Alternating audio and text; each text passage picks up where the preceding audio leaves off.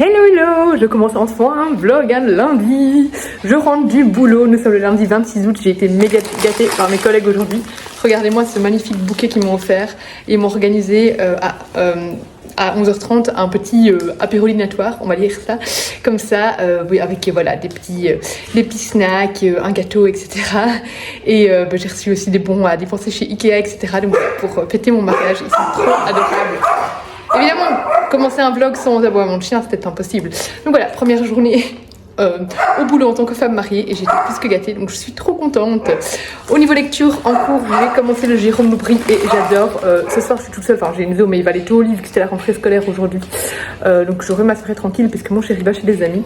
Donc je compte bien avancer dans le Jérôme Loubry, bien qu'il faut aussi que je fasse ma pile du Pumpkin Autumn Challenge parce que d'habitude, je suis dans les premières à regarder et à publier ma pile à lire et à publier les photos, etc. Mais là, avec le mariage, clairement, j'étais pas, voilà, déjà, j'étais pas chez moi, mais en plus, j'étais pas trop dans le mood et j'avoue que là j'ai l'impression qu'elle a publié un peu plus tôt que d'habitude et je suis pas du tout dans le mood automne, mais je vais essayer de la faire ce soir quand même, comme ça demain avant de commencer à travailler je peux filmer ma vidéo et je peux faire une photo aussi de ma pile à lire. Donc voilà, je vois que j'ai reçu un colis, je vais ouvrir ça et je vais vous montrer. Et je suis trop contente, c'est le nouveau Valérie Perrin chez Albin Michel, donc c'est Tata. Alors je viens de finir la grosse brique de Melissa D'Acosta et je reçois une nouvelle grosse brique de Albin Michel.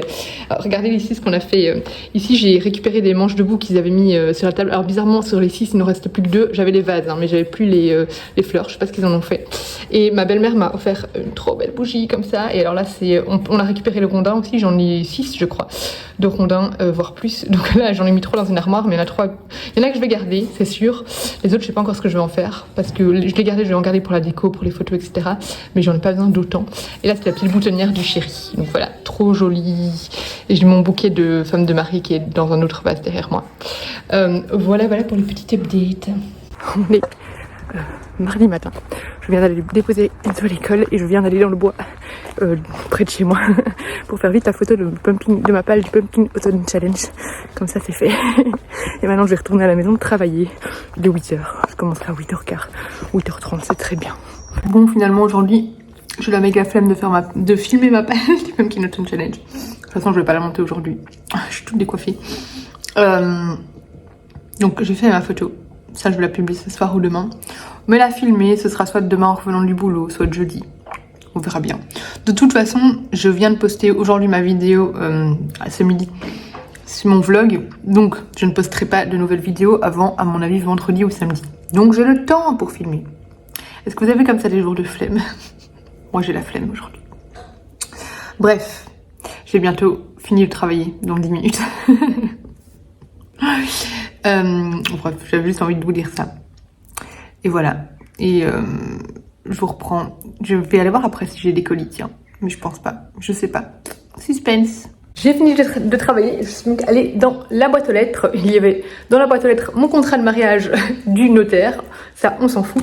Mais j'avais reçu également le tome 2 de la saga Bridget Van Der Puff et le train fantôme de Martin Stewart de chez Pocket Jeunesse. Par contre, je pense pas l'avoir demandé.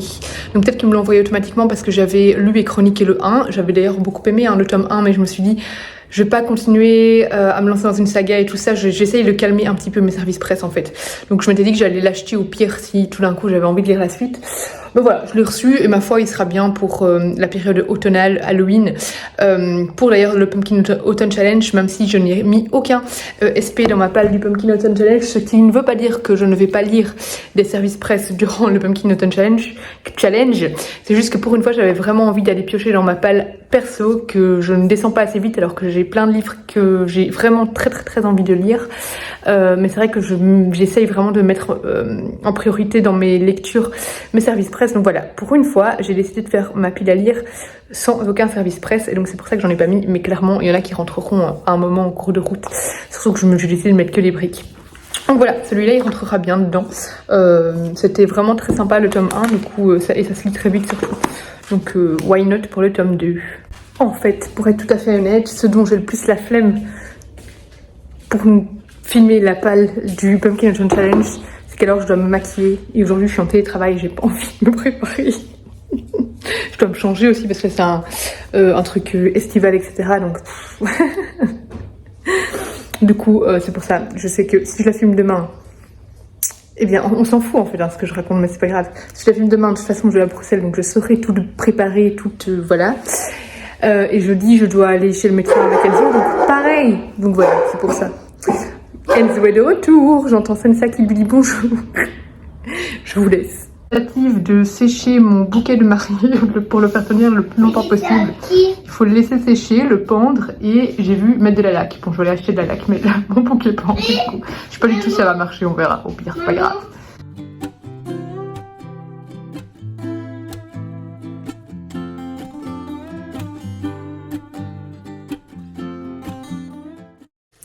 On est mercredi 28 août, je viens de rentrer de Bruxelles. Il y avait, à midi, on allait manger dans le parc de Bruxelles et en fait, il y avait plein de petits, enfin, des événements, style des petits food trucks, des petits concerts, etc. Donc voilà, mais il faisait très chaud, donc on a passé la demi-heure le midi là, mais après, voilà. On est retourné travailler. Dans ma boîte aux lettres m'attendait une BD, ça va vraiment pour le moment, surtout quand j'ai vu le contenu de la boîte aux lettres de Steph à son retour de même pas une semaine loin, en dehors de sa maison. Moi ça va, ça arrive toujours petit à petit, en plus c'est des BD, donc vraiment des trucs qui se lisent assez rapidement, donc franchement je me trouve raisonnable. Après j'ai encore des SP qui doivent arriver, du coup j'ai peur que tout arrive d'un coup. Mais du coup j'ai reçu la BD de Dupuis, Ce que les corbeaux nous laissent, de Sophie Lelier. Ça a l'air très beau au niveau des illustrations. On nous dit que c'est un récit puissant et orageux qui sonde les relations familiales rongées par l'épreuve du deuil. Voilà. Ça m'intriguait beaucoup tant au niveau de l'intrigue qu'au niveau des dessins. Du coup voilà, j'espère ne pas trop la laisser traîner dans ma pile à lire BD.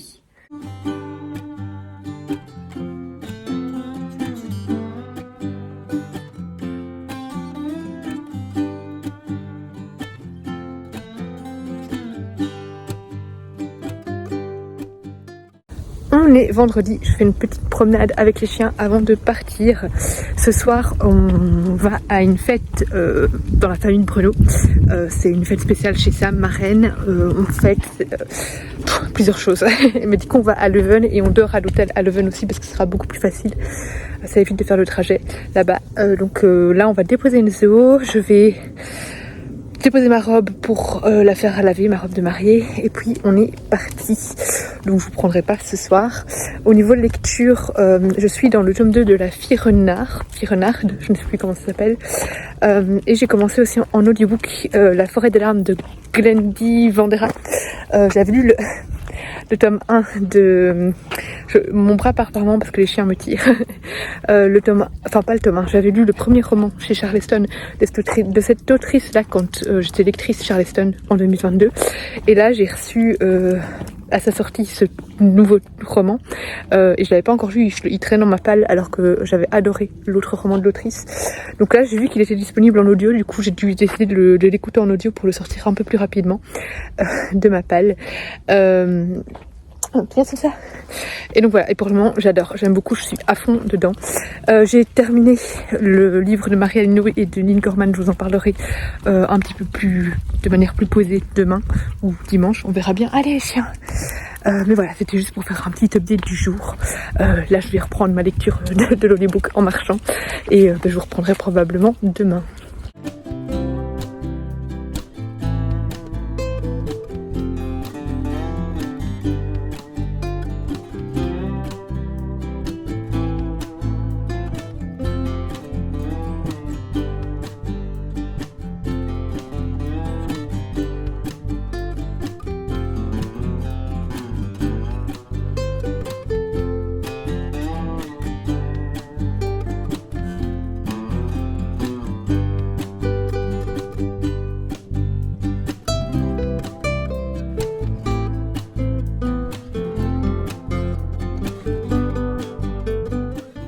On est à présent dimanche et je viens clôturer ce vlog.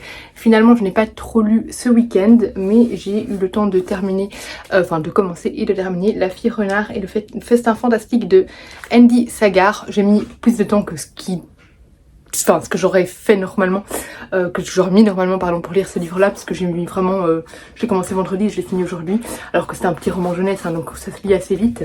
Mais voilà, j'étais assez prise ce week-end et du coup, hop, j'ai mis du temps à le lire, mais donc C'est un tome 2 d'une saga, je ne sais pas combien de tomes, là clairement la saga n'est pas finie, dans laquelle on suit une petite fille, une fille renard qui a été élevée dans un cirque abandonné par ses parents. Et puis un jour elle va réussir à échapper de ce cirque et va se retrouver dans une espèce de boutique à thé ambulante qui s'inspire fortement de la maison de Baba Yaga. Et elle va essayer d'y trouver là-bas sa place et de faire un apprentissage en tant que sorcière athée. Tout ça en étant confrontée à un mystérieux homme qui lui a lancé une malédiction. Donc ça c'est un peu le tome 1, et là dans le tome 2 on va redécouvrir les personnages dans une nouvelle aventure. J'ai trouvé peut-être un peu le temps long dans ce tome 2 parce que c'était assez des schémas répétitifs, mais malgré tout je trouve que c'est un excellent roman jeunesse pour les jeunes lecteurs, vraiment à partir de 9-10 ans. En quête finalement d'histoires de fantasy originales, avec plein de créatures fantastiques, avec de la magie, avec ici aussi de la compétition, parce qu'elle va participer au festin fantastique. Le festin fantastique c'est en fait une espèce de compétition, une espèce de concours, et donc voilà, il y a pas mal de rebondissements. On aborde aussi des questions finalement plus profondes comme le racisme.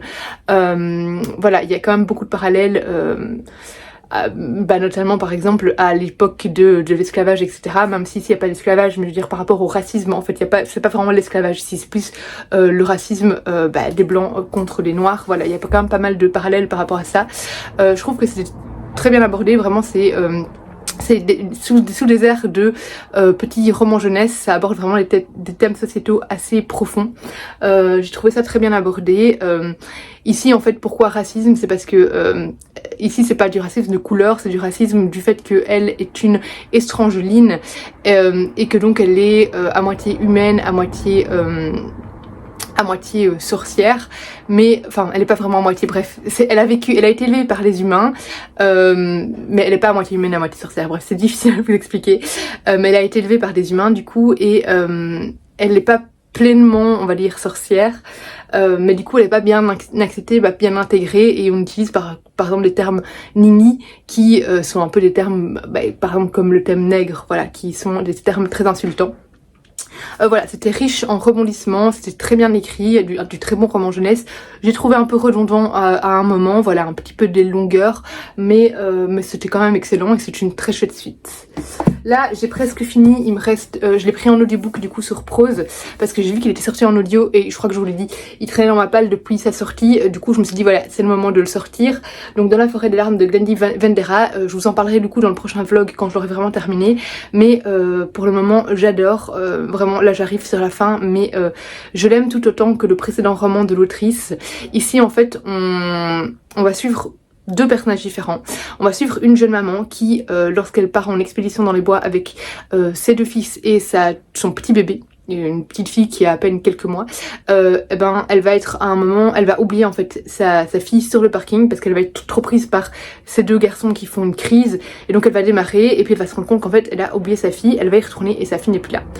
Et en parallèle on va suivre sa fille des années plus tard et on va apprendre ce qui lui est arrivé, et voilà, on va suivre vraiment ces deux personnages et c'est un récit vraiment passionnant, un peu un retour aux sources. Ici on a une vraie plongée dans la nature parce que la fille va vivre vraiment de manière très isolée avec... Voilà, je vais pas vous en dire trop, mais elle va vivre de manière très isolée dans la nature, et donc il y a vraiment un vrai retour aux sources. C'est extrêmement bien écrit, un texte très touchant avec des personnages vraiment marquants. Voilà, je vous en parlerai plus du coup demain quand je l'aurai, demain dans le prochain vlog du coup, quand je l'aurai fini, mais c'est palpitant, vraiment, j'adore ce texte. Et là je l'écoute en audio et il n'y a pas un moment où dans l'audiobook mon esprit divague parce que je trouve le temps long, pas du tout, je suis vraiment concentrée à 100%, et tellement c'est passionnant en fait. Donc voilà, je ne peux que vous conseiller ce roman qui est vraiment génial. J'ai commencé aussi Yellowface, qui est ma première lecture du coup du Pumpkin Autumn Challenge. Le prochain vlog du coup ce sera plus un vlog du coup sur le Pumpkin Autumn Challenge, mais voilà, du coup j'ai commencé ça, mais je suis à la page 50, donc je ne suis pas très loin. Donc de nouveau ce sera pour le prochain vlog aussi, je vous fais du petit teasing. Je vous fais des gros bisous, j'espère que cette vidéo vous aura plu. N'hésitez pas comme toujours à laisser un petit pouce vers le haut, à la partager, à vous abonner si ce n'est pas encore le cas et à laisser un commentaire. Je vous fais des gros bisous et je vous dis à bientôt pour une prochaine vidéo.